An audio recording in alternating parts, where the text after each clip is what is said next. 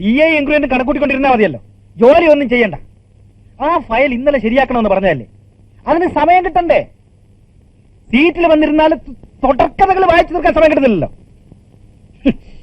മാസത്തിൽ എണ്ണി വാങ്ങുന്നുണ്ട്, അത് ഓർമ്മ വേണം. പൊയ്ക്കോ.